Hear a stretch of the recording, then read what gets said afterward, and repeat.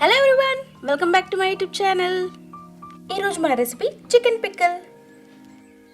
తయారు చేసే విధానం: 1 kg boneless chicken, 1 spoon salt, 1 spoon పసుపు. సాల్ట్ ఇంకా పసుపు చికెన్కి పట్టేలాగా మంచిగా కలపాలి.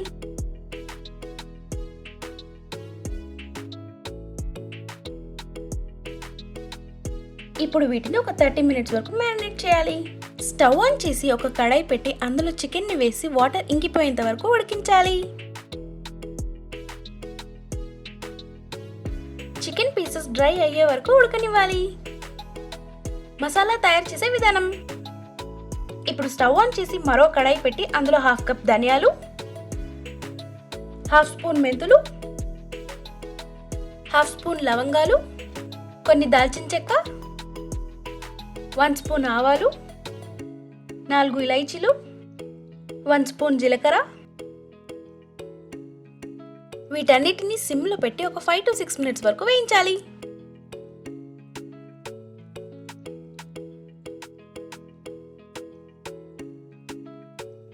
వేయించిన తర్వాత ఒక ప్లేట్లో వేసి ఒక 10 minutes వరకు చల్లారనివ్వాలి. చల్లారిన తర్వాత ఒక మిక్సర్ జార్లో వేసి మెత్తటి పౌడర్గా గ్రైండ్ చేయాలి.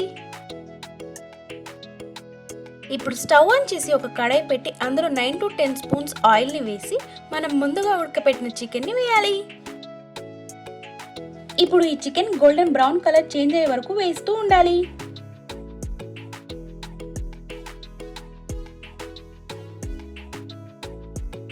చికెన్ రోస్ట్ అయిన తర్వాత ఒక గిన్నెలోకి వేయాలి.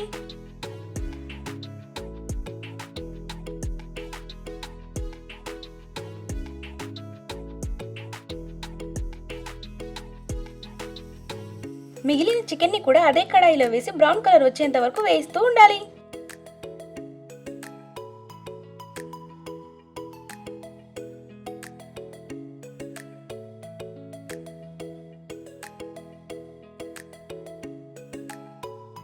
చికెన్ అంతా వేయించిన తర్వాతకి అదే ఆయిల్లో 3 స్పూన్స్ అల్లం వెల్లుల్లి పేస్ట్ని వేయాలి. అల్లం వెల్లుల్లి పేస్ట్ పచ్చివాసన పోయే వరకు వేస్తూ ఉండాలి.